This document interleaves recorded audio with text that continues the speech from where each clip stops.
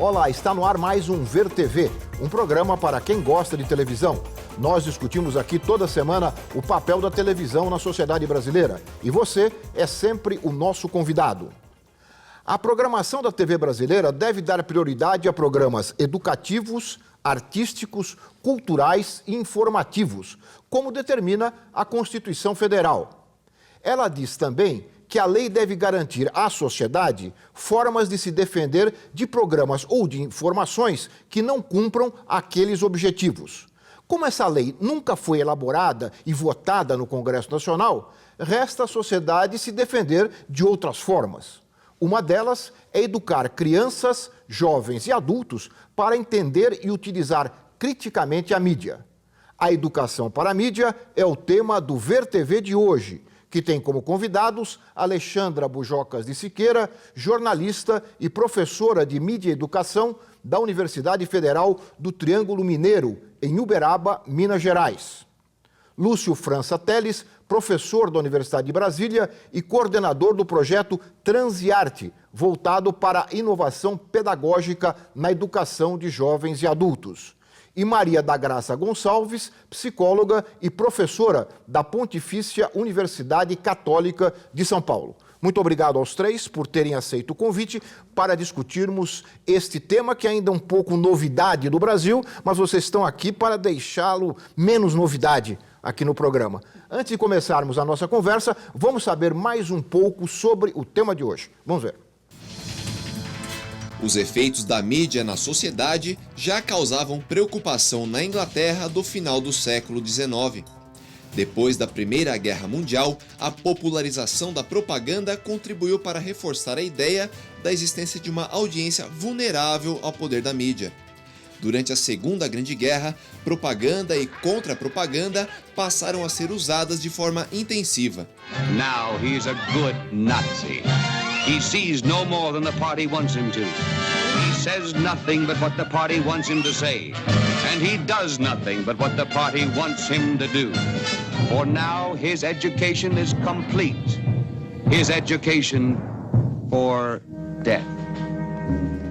Diante do poder crescente da mídia, surge na metade do século passado o conceito de mídia-educação, difundindo-se a partir de estudos realizados na Europa, no Canadá e nos Estados Unidos.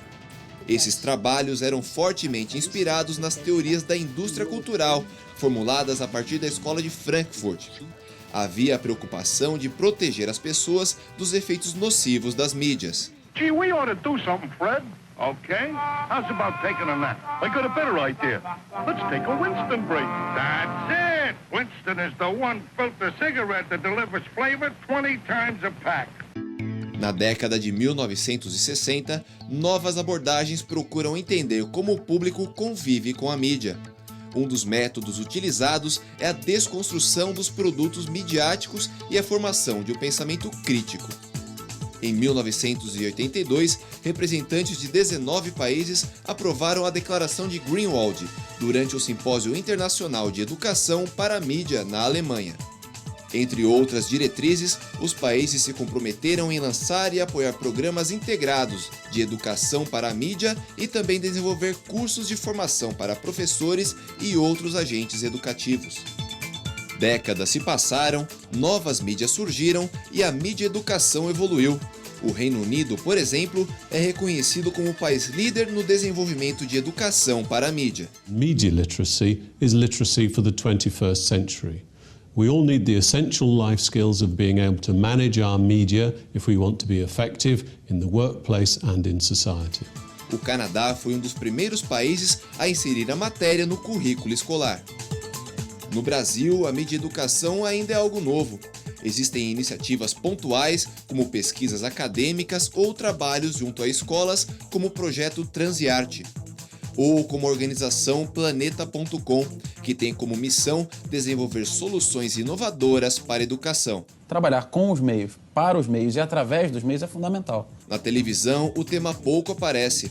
A mídia educação só ganha algum espaço nas TVs públicas ou educativas. Dentro das suas escolas estão discutindo, fomentando junto com os alunos, né, fazendo com que esses leitores sejam realmente leitores críticos, né, que possam ver o mundo de uma forma diferente, não apenas com aquilo que está sendo mostrado ali, mas que eles possam, né, pensar e ver além daquilo. Nós já podemos pensar e ver além daquilo, como disse aí a professora. Nós estamos caminhando para ter uma mídia educação tão disseminada como já existe, por exemplo, no Canadá ou no Reino Unido. Alexandra, você que está acompanhando esse processo em vários países, como é que nós estamos em relação aos demais? Bom, a gente fez bastante progresso recentemente, né? Se a gente pegar a coisa de 20 anos atrás, quando eu, por exemplo, comecei lá em 1994, a gente tinha bem menos iniciativas, menos conhecimento, eram projetos isolados. Muita coisa aconteceu no Brasil nas comunidades eclesiais de base, durante o regime militar, como resistência aos meios de comunicação, né? Assim, a mídia hegemônica. Mas, recentemente, a gente tem caminhado. Eu acho que assim, um fator mais significativo é que cada vez mais universidades, quando fazem, por exemplo, as suas reformas curriculares para a formação de professores, de alguma forma elas têm trazido esse tema para o currículo. Agora, a gente tem algumas variações, né? Então, a gente tem, foi o que foi citado ali na entrevista, a educação para os meios, a educação com os meios, como é que é? A educação através dos meios, né? Então, parece assim, o uso das tecnologias é uma preocupação forte, é mais corrente. O que a gente ainda não tem no Brasil formalizado em termos de lei, de referenciais curriculares nacionais, é a educação para a mídia, que é fazer da mídia um objeto de estudos. Nisso a gente ainda precisa. Mais do que educar para trabalhar com a mídia, é educar para refletir sobre a mídia, é isso que falta? Para usar a mídia de maneira crítica, né? Fazer da mídia um objeto de estudos. Assim como se estuda literatura, assim como se estuda história, se estuda geografia, se estuda mídia.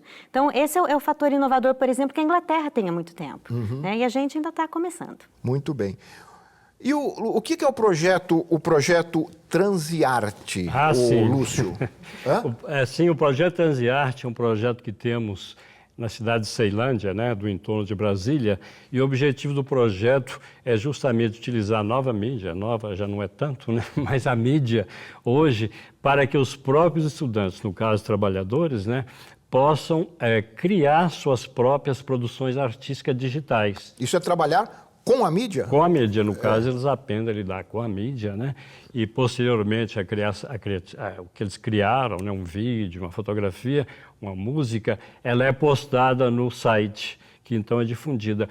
Mas eles é que se apoderam da mídia, eles que trabalham ela. Isso é nas escolas? De Ceilândia, da educação... Escolas de que nível?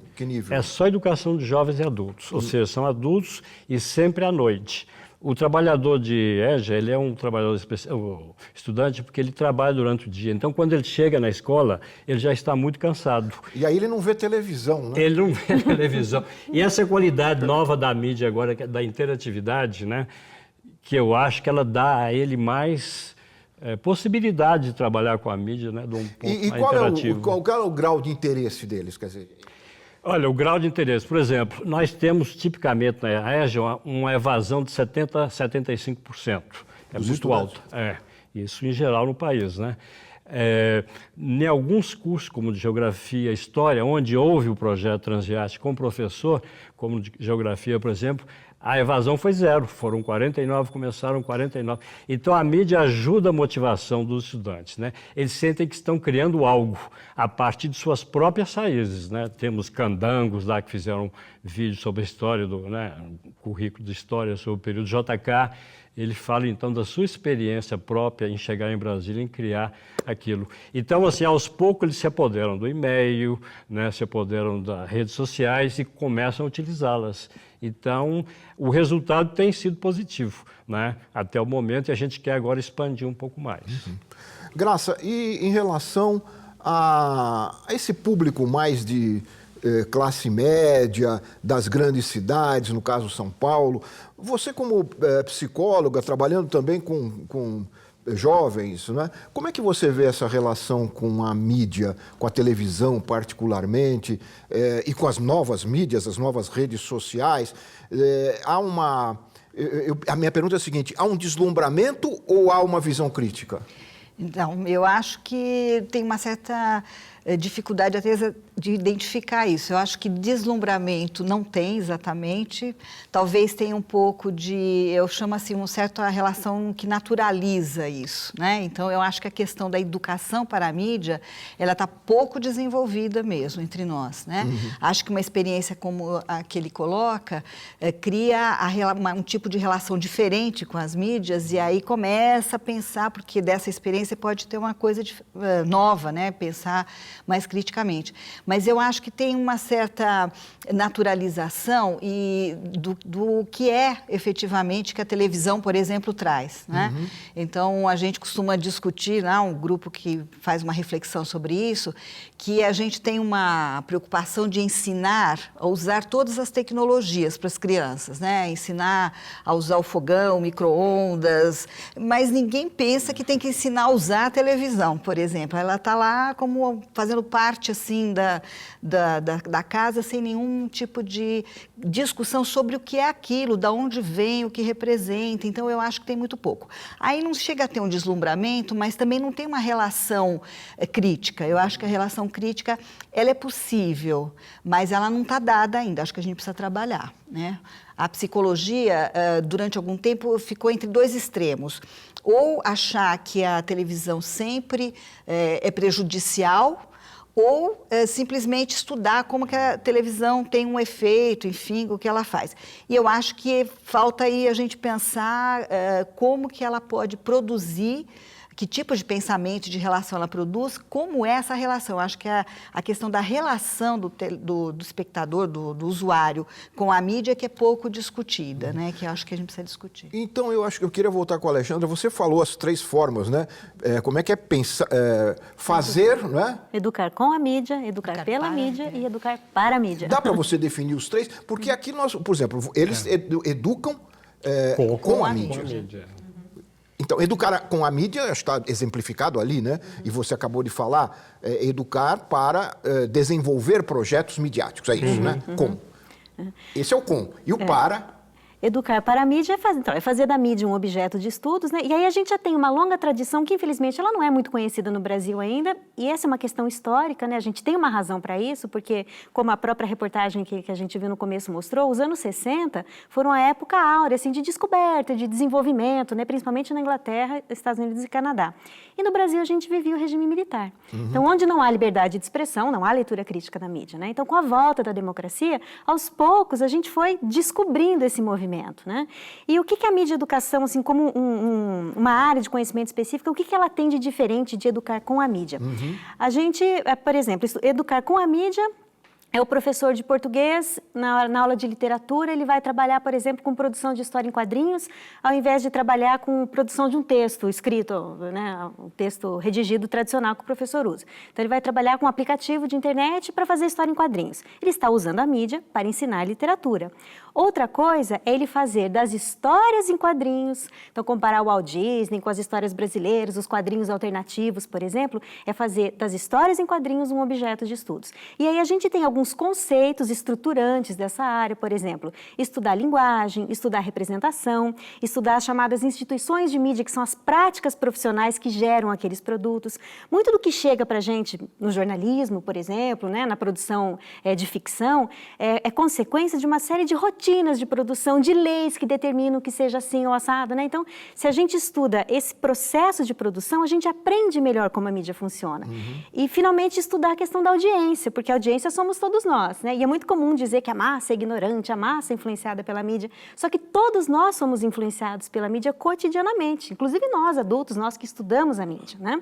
Então, se a gente trabalha com esses 4 conceitos, e aí nós temos algumas técnicas pedagógicas que são típicas dessa área também, a gente desloca o nosso foco de atenção, né? Então não é mais a geografia, a história, a ditadura, enfim, o que quer que seja, mas é a mídia, a cultura midiática. Isso é fazer mídia e educação. O Lúcio falou do trabalho dele lá em Ceilândia, lá em Brasília, né? Em Ceilândia. Alexandre, e o trabalho de vocês lá em Uberaba? Mais ou menos, não é com adultos, é com crianças? Lá em Uberaba a gente tem trabalhado mais com ensino médio, né? Ensino fundamental e particularmente ensino médio. E nós estamos tentando fazer mídia e educação. Então a gente gente tem vários projetos acontecendo na universidade. Nós temos, inclusive, um que está levando a mídia educação para as aulas de português e literatura no ensino médio. Quer dizer, o projeto é da universidade, mas ele é aplicado na escola ensino médio. Na escola pública de ensino médio, lá de Uberaba. E aí o que a gente, por exemplo, o nosso ponto de partida é comparar como que a professora tem trabalhado com o livro de português. É engraçado, porque os livros mais recentes, sei lá, pessoas que trabalham com o Programa Nacional do Livro Didático devem conhecer isso de maneira mais estrutural, né? Eu tenho um conhecimento mais intuitivo dali do que a gente está vivendo. Mas é muito comum o livro de português, por exemplo, ele querer parecer moderno. O que ele faz? Então, ele trabalha na parte de literatura, vai trabalhar com narrativa, construção de personagens, ele tem lá um trecho de Alice no País das Maravilhas. Aí ele coloca uma fotografia do filme do Tim Burton, por exemplo, ilustrando a parte textual. Quer dizer, o foco é sempre o texto. Quando a gente vai trabalhar com mídia e educação, o que é que a gente faz? A gente pega os trailers, então vamos ver todos os trailers de cinema, né, os trailers de filmes que fizeram Alice no País das Maravilhas. Se você pegar um filme mais antigo e um filme mais contemporâneo, houve mudanças ali na linguagem, no modo como as heroínas são representadas. A gente faz isso, por exemplo, com os contos de fadas. Então, pegar as novas versões dos contos de fadas e ver como que a Branca de Neve foi representada, é um estudo de representação, né? Então, ver como... E o que aconteceu, assim, no cenário cultural, na indústria, nas respostas da audiência, que demandaram essa mudança no perfil do personagem. Isso é estudar as instituições de mídia. Então, a gente pega essas coisas e leva para a aula de português. Aí nós estamos fazendo mídia e educação. Muito bem, está bem explicadinho, com exemplificado, né, Lúcio? Fala. Uma coisa que tem ajudado o nosso trabalho recentemente também é o fato de que, assim, o acesso à mídia, televisão, computador, ainda é limitado nas escolas, né? Tem um laboratório, o horário, mas o que nós notamos é que todos eles têm um celular, e geralmente smartphone com a internet.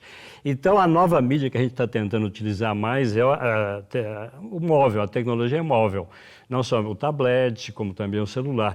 Então, eles podem fazer criações, que a gente está fazendo agora, a partir de seus próprios celulares. Então, essa questão de que no celular permite a interatividade, ele tem facilitado muito também o nosso trabalho. Que eles têm, assim, uma resposta imediata, né? Quando eles postam algo e alguém curtiu. Então, essa parte a gente está focando muito na educação pela mídia, se você quiser, com a mídia hoje. Ô, Lúcio, eu vou ter que fazer um rápido intervalo, mas logo voltamos em seguida, continuando aqui a conversa sobre o nosso tema de hoje, que é educação para a mídia. Nós voltamos já.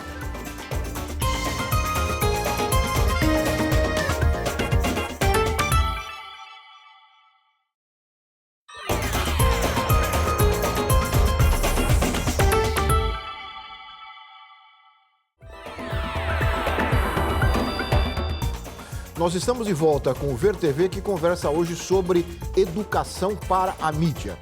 E nós, contando com o apoio da TV Universitária de Santa Catarina, entrevistamos Mônica Fantin.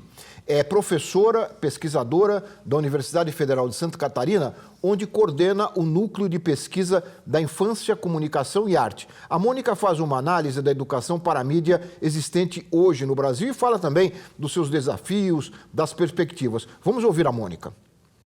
Bem, a mídia faz parte da vida, né, de crianças, jovens e adultos, né? A mídia faz parte e é cultura, né? Então é importante que a escola trabalhe essa perspectiva e considere todo esse conhecimento e essa educação informal, né, que se faz através da mídia. E essa perspectiva da mídia educação é trabalhar então essa mediação educativa, né, a partir do que a criança assiste, a partir do que ela gosta, das preferências e mais recentemente da cultura digital, né? O quanto ela interage, o quanto ela produz, o quanto ela compartilha, né, nas redes e problematizar um pouco essas práticas que as crianças e jovens, né, constroem nos seus repertórios cotidianos. Inicialmente, a educação era pensada na formação escolar, né, do ensino básico.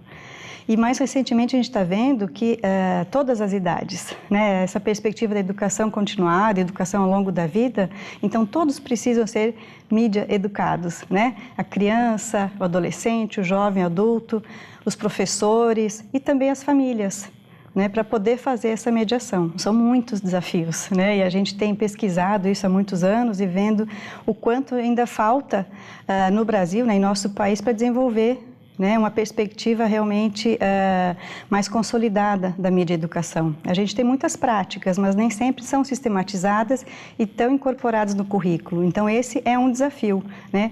A presença da mídia e educação no currículo do ensino básico, né? A presença também na formação de professores e de políticas públicas, né, que trabalhem essa dimensão, né, da mídia e educação em todos os níveis de ensino. Tem alguns países pioneiros, né, na inserção da mídia e educação curricular, né, por exemplo, Canadá e os países nórdicos, e Austrália e vários outros, que a mídia e educação está presente no currículo desde o ensino fundamental, né, e mais recentemente desde a educação infantil, né, em alguns países nórdicos. Porque faz parte e a escola acha que tem que fazer essa mediação, não dá para deixar só para a família, né? E no Brasil, a gente ainda está, né, sempre considerando um desafio essa inserção, né, da mídia, sobretudo na formação de professores. Então, a gente vê que é crescente a inserção dessa perspectiva, né, de educar com e para, né, a mídia, a tecnologia, mas ainda tem uma abordagem muito instrumental. Né, não é entendida ainda como cultura, né? E a perspectiva da mídia e educação é justamente pensar essa aprendizagem, né, sobre a mídia, né, um pensamento crítico, reflexivo, com a mídia, né, aprender a operar seus códigos, as suas linguagens, saber se comunicar, expressar, né, e também produzir. Né? Então, essa abordagem mais cultural ainda deixa a desejar. Né? E em algumas escolas, por exemplo, depende muito da autonomia de cada escola. Desenvolvem projetos ou tem professores interessados em trabalhar determinado tema, e aí ele desenvolve projetos, por exemplo, de rádio nas escolas, e jornal e vários outros, só que aí o professor sai e acaba o projeto. Né? Então, não é um projeto que a escola realmente assume. E outras experiências não, que a gente vê que isso, inclusive, até já virou lei, né? Então, depende muito das diferentes realidades, né? Porque é difícil falar assim de Brasil, né? São muitos Brasis que a gente tem, né? Então, as realidades, as especificidades socioculturais são muito marcantes, né, nessas experiências. E aí, dependendo também dos grupos de pesquisa nas diferentes universidades, a gente vê a presença ou não dessa disciplina nos currículos da formação. Né? Então, assim, tem alguns núcleos no país que isso já está se consolidando, né, de uma forma diferente de outros que ainda aparecem com aquele sentido mais instrumental, entre aspas, da tecnologia educacional, né, que basta saber informática, né, ou informática pedagógica. E não é essa a perspectiva da mídia educação, né, que pensa sempre nessa perspectiva também da mediação, sobretudo do ponto de vista educativo e cultural. Ela fala uma coisa que às vezes a gente esbarra por aí pela vida, pelas escolas, das pessoas achando que porque tem um computador na sala de aula, né, tá resolvido o problema da comunicação. Olha, eu tô falando de uma maneira assim meio caricata, mas foi mais ou menos isso que ela disse, né? Quer dizer, você tem que passar do instrumento para a cultura, né? Foi mais ou menos o que ela disse, não é, Graça? Eu acho que a escola se fecha, de certa forma, para essa discussão. Quer dizer, hoje a gente até tem a questão instrumental, como a Alexandra já falou, mas a ideia de que a mídia é objeto e é objeto de reflexão, de pensamento, não está ainda colocada, é o que a gente observa. E é uma pena porque muitas vezes se tem essa ideia de que a influência da mídia é uma coisa automática, direta. E não é direta. Obviamente existe uma interferência, uma influência, né? As pessoas são afetadas pelo que aparece na mídia, inclusive você pensar que você tem uma certa padronização de mensagens, de conteúdos que aparecem em todos os lugares, obviamente isso afeta as pessoas, mas as pessoas têm capacidade para reagir a isso e é essa capacidade que a gente tem que melhorar. Né? Eu fiz uma pesquisa uma vez onde a gente passava trechos de programas de televisão para grupos de adolescentes e pedia para eles comentarem. E é muito interessante, porque à medida que eles vão conversando, eles têm uma leitura, eles sabem ver muito bem. Eles entram no programa, né, compram a ideia, mas dali a pouco eles criticam a ideia, dali a pouco eles comparam com a vida deles. E só que isso morre porque não tem espaço para ser refletido, não tem subsídios, a escola não faz essa mediação, como a Mônica falou, as famílias menos ainda, porque nem a escola valoriza, é isso, a família naturaliza. Não, a televisão é uma coisa que está lá, ou hoje a internet, acho que está acontecendo a mesma coisa, o celular, que eles ficam o dia inteiro, está a mesma coisa, está naturalizado como só um instrumento, e quando não é, né? Você tem uma mensagem sendo passada. É um esforço grande, né, para poder enfrentar isso. Quer dizer, você como a Mônica mais ou menos falou, como você tem que estabelecer métodos, estabelecer rotinas para poder discutir, porque se não passa isso que você fala, naturalmente como se fosse uma coisa dada. Então não é fácil, né, o trabalho de educar para a mídia. Não tem uma visão crítica, inclusive a Mônica também falou, né, eu acho importante, essa questão da formação de professores, né, que realmente não existe assim um recurso. Não falou isso, são pequenos projetos de formação, mas não existe uma... A gente não tem referenciais para a formação de professores. Não tem referenciais. Então, e essa é a grande diferença, eu acho, entre países que consideram a mídia educação como algo relevante de ser tratado na formação educacional, né? E isso também a gente pode, fazendo uma leitura mais ampla, esses países, eles têm essa iniciativa porque as políticas de comunicação são diferentes também, né? A mídia não é tida só como um negócio, uma coisa que as empresas privadas podem explorar. As mídias, elas fazem parte da construção de uma identidade nacional, elas têm uma influência, têm um poder de construção cultural, né? E as pessoas têm que participar da cultura, é uma questão de cidadania cultural. Então, por exemplo, o que está sendo comentado aqui é o exemplo da Inglaterra. A gente sabe que a Inglaterra também é referência na questão da regulação da mídia, né? Então, lá, se as mídias, elas são um serviço público, as pessoas têm que adquirir conhecimento para usufruir melhor esse serviço. E a mídia educação, ela entra como uma alternativa também. E uma consequência importante, por exemplo, desse caso inglês, é a iniciativa do Instituto Britânico do Filme, né, que foi criado nos anos 30, foi criado para preservar o acervo do audiovisual britânico, para promover o gosto pelo cinema britânico. E lá nos anos 60, né, naquela fase da efervescência da mídia educação, eles trouxeram uma nova preocupação, que era integrar as pessoas à produção do audiovisual. Então, se fazia filmes nas escolas na Inglaterra desde os anos 60. Atualmente, eles têm uma iniciativa que se chama Into Film, que o BFI, ele faz para todas as escolas, eles têm uma... O BFI é o British Film Institute, né? Instituto Britânico do Filme. Eles têm uma iniciativa interessante que é o seguinte, eles juntaram tudo num projeto só. Primeiro, eles têm uma linha de financiamento para a produção de curta-metragem na escola. Mas tá, então você quer que os estudantes produzam filmes, mas os professores não sabem ensinar isso. Então, eles têm um programa de formação de professores. Aí o professor fala, tá, eu quero trabalhar com os meus alunos, mas onde que eu tenho recurso? Então, muitos professores não trabalham com as mídias porque eles não têm materiais pedagógicos, por exemplo. Então, a gente tem a questão da formação, mas quando a gente dá a formação para o professor, acaba a formação, ele volta para a sala de aula, o negócio morre. Morre. Por quê? Porque ele precisa ter acervo de imagem, ele precisa ter material didático, ele precisa ter tecnologia, né? Então, o Instituto Britânico do Filme, ele tem isso. Então, os professores que fazem parte dessa rede, por exemplo, eles acessam pela internet um acervo online de filmes raros, da cultura britânica, que eles podem usar na escola.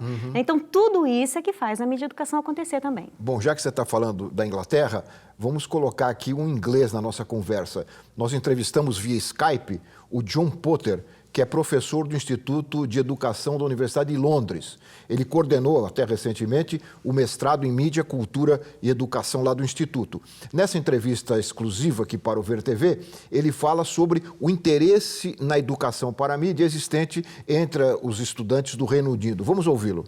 There's still a very strong recruitment to media studies in a subject area, non-compulsory subject area, later in secondary schools. And there are still examinations in film and media studies at both ordinary GCSE level and advanced level study. The subject is also in the university sector, and there are varying kinds of media studies degrees.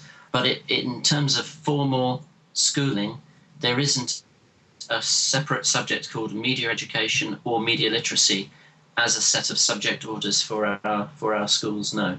I've done quite a bit of research with colleagues all up and down the country in the uses of teaching media and animation, for example, alongside traditional learning of poetry, where we did a project with some children, quite young children in primary schools, showing the benefits of working with non-narrative poetry and with animation. Also been involved in filmmaking projects with young people in schools using tablet devices most recently. And we see a massive excitement and interest around that work, which involves engaging children in the whole of the curriculum, the print literacy curriculum and the media curriculum. É uma pergunta que eu faço a partir do depoimento dele. É importante você ter uma cadeira, uma disciplina de educação para a mídia, ou esta educação para a mídia, ou alfabetização para a mídia, como eles chamam, né, deve perpassar todas as disciplinas, todos os cursos, ou algumas disciplinas, algum curso? O que é mais eficiente para esse trabalho? Eu acho que cada caso é um caso, né? Como no Brasil, pelo menos do meu ponto de vista pessoal, assim, pela experiência que eu tenho tido na formação de professores. Como a gente não tem isso estabelecido no Brasil, eu acho que principalmente no currículo de formação de professores, é interessante a gente ter. Nossa experiência lá na UFTM tem a disciplina Mídia e Educação. Agora, no currículo, é engraçado, tem um livro que foi escrito pelo Stuart Hall, que é um dos fundadores dos estudos culturais britânicos, lá em 1964. Ele escreveu um livro que era voltado para professores, sobre cultura midiática voltado para professores, a partir de uma experiência que eles tiveram lá nas Comprehensive Schools inglesas, né, que eram as escolas populares dos anos 60, e tem uma parte ali do livro que ele conta uma parábola para ilustrar essa situação, né, que era o seguinte, tinha uma tribo que costumava caçar o urso polar, eles tinham uma série de hábitos lá, e houve mudança climática, o urso se mudou, tal, e aí então eles não estavam mais caçando o urso. Aí não teve problema, o conselho se reuniu e criou um urso empalhado, criou tudo artificialmente para ensinar as crianças a caçarem um urso. Aí veio um jovem na tribo e falou, mas por que eu vou ensinar a caçar urso? Porque hoje a gente pesca, a gente não precisa mais disso. Aí o conselho ficou furioso com o jovem e falou, não, essa disciplina, ela é tradicional, ela sempre foi ensinada assim. E além disso, o currículo já está sobrecarregado. Então a gente tem esse problema, né? O currículo está sobrecarregado. Agora, sempre assim, sempre assim, aquele monte de disciplina, aquelas aulas de 50 minutos, né? Então os alunos têm lá tantas aulas de português, tantas aulas de história, tantas de geografia, tudo picadinho. Né? Então, nessa estrutura escolar, realmente a gente não consegue pôr mídia e educação. Por isso que lá na UFTM nós estamos tentando essa experiência de incluir mídia e educação nas aulas de português, né? Porque a estrutura da escola ela vai contra isso. Agora, hoje a gente está vivendo um momento interessante que o currículo do ensino médio está sendo discutido, né? Há uma proposta de reforma do ensino médio. A gente não sabe como é que ela vai vir exatamente, mas me parece assim que, dada a realidade, a estrutura da escola é ela que determina se a gente consegue pôr mídia e educação ou se a gente insere nas outras disciplinas. Né? Lúcio, agora é fundamental, eu acho, a questão da formação dos professores, né? Porque precisa ter recurso, como você falou, né? Se fez a comparação, não tem, mas se não se entender, acho que como a Mônica colocou, né? Que é uma questão cultural, quer dizer, acho que essa ideia de que a mídia cria, os recursos que a gente tem, cria uma cultura diferente, ela é muito ainda frágil, né, de forma geral, e acho que mesmo entre os professores. Então, acho que tem uma coisa prévia antes, que é mostrar isso. Quer dizer, eu vejo muitas vezes, o professor até usa o recurso, mas é um pouco para, sei lá, poder ter um certo diálogo com os alunos, mas ele não percebe que o aluno que hoje tem acesso a uma série de recursos midiáticos diversos, né, ele pensa diferente, ele trabalha diferente. Eu vejo até na minha experiência de professora. Né? A gente fica lutando contra a atenção, querendo a atenção do aluno no modo velho que eu digo é o texto mesmo, né? E a gente trabalha pouco com imagem, trabalha pouco com os vários recursos ao mesmo tempo. A moçada hoje trabalha com vários recursos ao mesmo tempo. Então, acho que essa educação, essa formação é que às vezes falta para os professores, para as famílias, para todo mundo, para saber aproveitar e fazer essa educação para a mídia, né? Porque acho que não está ainda incorporada como uma questão realmente, né? Sim, eu acho que a questão de formação dos professores lá onde eu trabalho é fundamental. Assim, a escola não dedica recursos, nós como projeto é que estamos trazendo, né? Mas sem essa formação é muito difícil, porque os estudantes na tecnologia, principalmente a nova tecnologia, eles estão avançando muito, né? Assim, então, são usuários diários, cotidianos dessa nova... Exageradamente. Até exageradamente. Ao ponto que um representante, inclusive, da Escola de Frankfurt, Türke, que é o nome dele, tem um livro que foi publicado recentemente no Brasil que chama A Sociedade Excitada. A Sociedade? Excitada. Excitada. Que se compara com o francês, lá como é que ele chama, que teve aquela sociedade do espetáculo. Agora é a Sociedade Excitada. A do espetáculo se referindo mais à época dele, foi a televisão, né, e outros.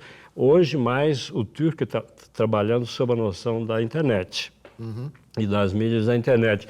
Ele acha que é tanto o uso que eles têm feito, a dependência que se cria, que ela se torna como uma droga, comparável, segundo ele, à dependência que se estabelece com drogas, como cocaína e outras. Que a pessoa que fica sem usar, de repente, ela não consegue dormir, né? Fica alterado. Então, assim, eu acho que isso aí é parte fundamental também, porque, do contrário, se a gente não tiver educação, né, com a mídia, para a mídia e com a mídia, eu acho que assim, não se chega aos resultados esperados. Pega, por exemplo, a internet, a gente tem aquela noção de netiqueta, né? A etiqueta da net. Mas ela não é trabalhada com o professor, não é trabalhada na sala de aula, né? Ela é muito assim à vontade de quem quiser fazer aquilo. Exatamente. Então, eu acho que é muito importante essa questão, né, de que ele realmente assuma mais esse trabalho, o próprio estudante, né? Uhum. Lúcio, Alexandre, eu vou ter que fazer mais um intervalo, mas nós voltamos logo em seguida com o Ver TV, conversando aqui sobre a educação para a mídia. Nós voltamos já.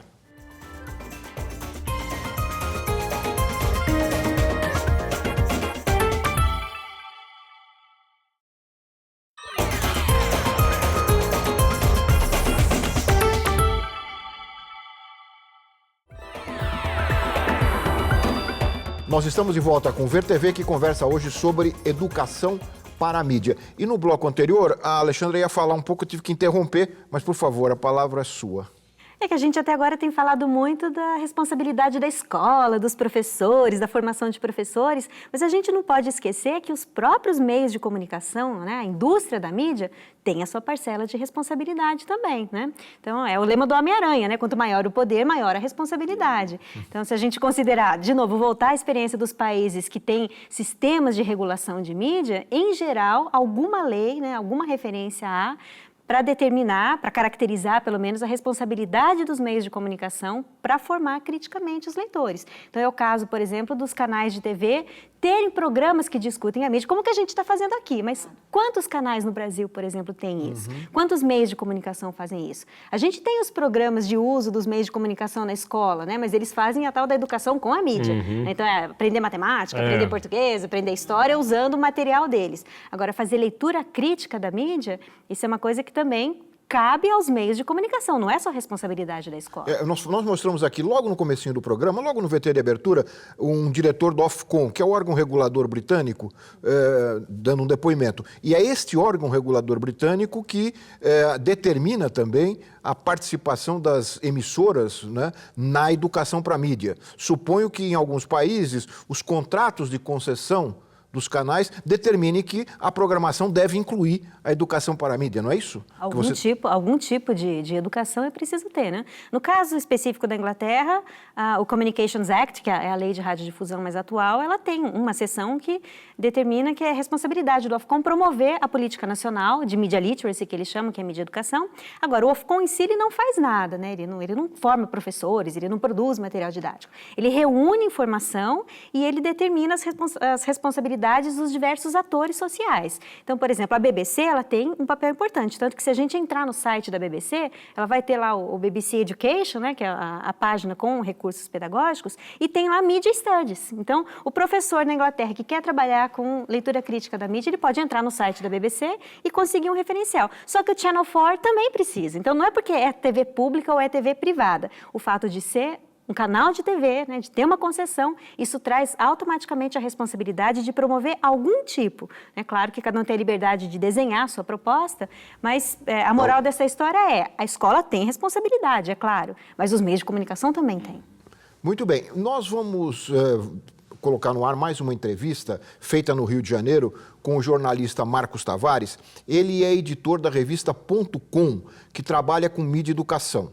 O Marcos fala dos objetivos da revista e da importância da educação para a mídia no contexto familiar. Nós começamos a falar um pouco, já falamos um pouco da escola, você acabou de tocar na questão das empresas, vamos falar um pouquinho também da família. Vamos ouvir o Marcos.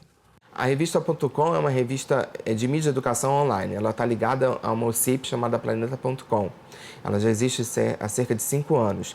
O objetivo é produzir material para pesquisador, para professor, para estudantes de comunicação e de pedagogia que estejam interessados nessa interseção da educação e da comunicação. Então a gente publica matérias, entrevistas, a gente tenta trazer um pouco do que essa discussão, o que essa discussão está sendo, o que está sendo travado dessa discussão no exterior, né? Trazer experiências de sala de aula de professores, e a gente acaba também, então, falando com pais, né, com os responsáveis. Porque mesmo você não pensando numa educação formal, como a escola, você tem a educação informal, né? E essa educação que acontece dentro da casa, acho que os pais são os primeiros a perceber esse impacto que tem, né? A mídia, a publicidade, a telenovela, né? O jornalismo dentro da casa, né? Dentro do sofá, dentro da sala de estar, na hora da refeição, porque essas questões trazem, né? A violência do dia a dia, a publicidade que entra na nossa casa e que impacta o dia a dia das crianças, elas querendo, né, cada dia mais coisas novas. Ou seja, essas discussões elas estão presentes no dia a dia, principalmente da casa, né? Então os responsáveis também buscam essas informações, que muitas vezes os pais não sabem o que fazem, né? Ou não sabem o que fazer com tanta informação, com tanta, digamos assim, com tanto bombardeio da mídia, né, em cima de crianças e adolescentes. Obter material didático para a mídia educação, ou seja, para formar professores ou para trabalhar com crianças e adolescentes nas escolas, isso existe bastante até. Se a gente voltar para os organismos internacionais, você tem a Unesco, você tem a Unicep, que vem trabalhando, vem produzindo material, né, nesse aspecto. Mas você também tem universidades que vêm se preocupando com isso, você tem institutos também no Brasil e fora do Brasil que vêm trabalhando. Então, por exemplo, como utilizar... Como entender a lógica do jornalismo cidadão, como entender a lógica das redes sociais, ou como entender a lógica de tudo que envolve a questão do celular, por exemplo, ou do audiovisual. Você tem vários produtos, de certa forma didáticos, inclusive, que trabalham isso, mas que não vão apenas, né, só para dizer como que é essa linguagem, mas como que também crianças, adolescentes, professores, adultos, cidadãos, podem analisar criticamente esse conteúdo, né? Podem analisar e, a partir de você analisar criticamente e entender essa lógica, possam utilizar essa linguagem para produzir outros materiais. Então, você tem alguns materiais, o próprio MEC no Brasil criou, eu acho que por agora está meio que parado, mas ele criou um curso de mídias na educação, que era voltado aos professores da rede pública, né? E fora dela também, que poderiam utilizar. Era um curso de educação à distância que, digamos assim, passava por todos esses pontos, né? Da linguagem, dos bastidores, da análise crítica, voltados para os professores. Então, assim, você tem essa preocupação, né, no Brasil, tanto do nível federal quanto de alguns municípios e estados produzindo esse material. Pois é, eu acho que a gente vai chegando aí meio a um consenso da falta, né, de instrumentos. Até gente preocupada existe, não é? Mas aí o Marcos acabou de mostrar a falta de instrumentos para que não só professores, mas também pais possam se utilizar para poder discutir, entender, né, e levar aos seus filhos e alunos esse debate. As pessoas estão produzindo isso. Ele citou aqui, o Marcos citou um site do MEC, que segundo ele parece que não está funcionando. Enfim, quais são os avanços, os recuos nessa área? Na área para as famílias também. Para a família, para o professor, enfim. Então, acho que são poucos, mas eu pensando assim, acho que a gente deveria também começar a cobrar algumas iniciativas em termos de políticas mesmo, né, que ataquem de uma forma mais geral, desde a ideia da responsabilização dos próprios meios de comunicação sobre a questão. E eu lembrei agora de uma iniciativa que até provocou alguma discussão, que foi a criação da classificação indicativa dos programas, que foi, claro, hoje a gente tem lá só a telinha aparecendo, indicando, mas o processo para elaborar aquilo foi um processo rico. Decisão que está sendo contestada no Supremo pelas emissoras, pela Associação das Emissoras de Televisão, que nem com isso concordam. Pois é. Mas o processo foi rico. Um processo rico de discussão, exatamente, de informação para, né, subsidiar a classificação, né, que não é censura, as pessoas precisam entender isso, é fornecer subsídios para que as pessoas façam a crítica. E aí você tem, por exemplo, a família podendo acessar a informação. Quer dizer, que critérios são utilizados, que isso estava disponível, nem sei se hoje ainda está, os critérios para você fazer a classificação. Quer dizer, você está fornecendo instrumental que permita avaliar. É um programa, tá indicado para 14 anos, mas e o meu filho, o que ele tem com isso? Quer dizer, você provoca ali uma reflexão sobre os valores, a minha percepção, a condição específica ali da minha criança, do meu adolescente. E acho que é esse tipo de subsídio que tem que ser política pública, né, para você ter um alcance maior, achando vários espaços de veiculação, que permitam a utilização. Mas é isso, qualquer iniciativa, hoje a gente esbarra com o poder, quer dizer, com a dificuldade da regulação da mídia, né, do seu papel e da sua... enfim, da condição que a gente tem de relação com os grandes meios, né? Eu só queria dar um exemplo. Essa questão da classificação indicativa, ela é polêmica em todo lugar, né? Na Inglaterra também, né? Claro. O BBFC, que é o órgão que é a classificação indicativa deles, eles sofrem essa pressão o tempo todo. Mas eles fizeram uma iniciativa muito interessante que chama Por Trás do BBFC. Então, é um CD, é um jogo, na verdade, com uma série de atividades que eles distribuíram para as escolas para mostrar como que funciona o trabalho deles, para ver, porque lá eles também são chamados de censores. O trabalho de classificação. De classificação. Então, por exemplo, eu me lembro de uma atividade desse CD, eu tenho esse CD em casa, uma atividade era a seguinte, eles pegavam os filmes, diversos filmes que receberam uma classificação, e porque as categorias, elas são decididas democraticamente, claro, elas são objetivas. Então, se é um funcionário de lá que vai fazer, ou se sou eu, se é você, a gente segue os mesmos critérios, né? Então, daí eles têm os critérios, e aí eles têm os filmes com a descrição do filme. E aí a gente tem que puxar o filme no critério, para ver se a gente acerta. E o que é engraçado é que muitas vezes a gente coloca uma classificação maior do que a classificação que eles próprios deram, né? Mais rigorosa. A gente que está jogando. Às vezes acontece, porque a gente sabe, tem a descrição das classificações e aí tem a descrição dos filmes. E aí a gente tem que fazer o trabalho deles. E é engraçado que, por exemplo, eu já fiz isso, eu fiz com os meus alunos, eu levo essa experiência, a gente às vezes faz de maneira mais rigorosa do que eles fazem. Claro, porque agora, você está incorporando um contexto, valores que são, né, mais reforçados ou menos numa determinada situação. Mas agora, você vê como um recurso desse, um game, né? Que é uma coisa que interessa as crianças. Claro, poderia... Você pode ensinar esse tipo de coisa, isso também é fazer mídia de educação. E é esse tipo de coisa que eu estou falando, né? O professor, ele não tem esses recursos. E quem fez esse recurso? Não foi o Ministério da Educação, não foi uma editora didática, foi um órgão que tem uma responsabilidade porque a lei determinou que ele tem que promover algum tipo de educação para mídia. O Ministério da Justiça, né, que fez. A divisão de classificação do Ministério da Justiça faz esse trabalho. Faz. Podia fazer esse joguinho, pois interessante. Não é? Ou divulgar até, as pessoas nem sabem que está disponível isso. Eles estão agora com uma iniciativa, né, de um curso online. O Ministério da Justiça. O Ministério foi lançado recentemente. Mas é uma iniciativa que ainda precisa ser melhor divulgada. Porque é uma forma, inclusive, de se contrapor à ideia falsa da censura. Claro, né? Mostrar que esse é um jogo democrático, que as pessoas podem participar, não é? Isso é estudar instituições de mídia, né? Foi um daqueles conceitos que eu falei no começo. É você ver como é que o jogo da mídia funciona, né? Então, quem regula, regula como, quem é contra a regulação, por que é contra a regulação, e a gente se colocar nos papéis dessas pessoas para ver como que essas práticas institucionalizadas funcionam. Essa é uma forma de aprender mais sobre mídia também. Ô, Graça, eu acho que nós estamos caminhando aqui para o fim do programa. Quer dizer, como é que práticas como essas que nós estamos aqui tomando como exemplo ajudariam, né, na formação até psicológica de crianças e adolescentes? Então, eu acho que assim, é enfrentar, é colocar em discussão. Muitas vezes a gente reage, né, ou proibindo o acesso ou liberando o acesso. E, na verdade, a gente tem que entender que, subjetivamente, as pessoas são constituídas por um conjunto grande de mediações, né?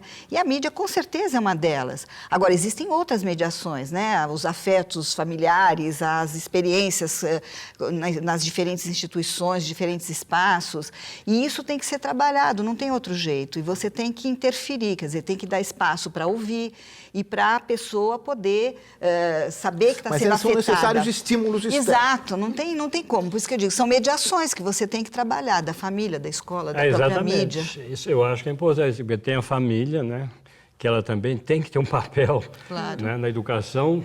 A escola também e a sociedade em geral, né? Tem que ser um grande, particularmente dado, né, o que a gente conhece, do poder da mídia hoje na sociedade contemporânea, tem que haver, né, essa pressão da sociedade, governo, das escolas, da família, para chegar a essa classificação, e tanto a classificação como elas também terem a responsabilidade social de lidar com a mídia na educação ou para a educação. Acho que isso é importante também. Alexandre, nós estamos também caminhando, repito, estamos caminhando para o final do programa.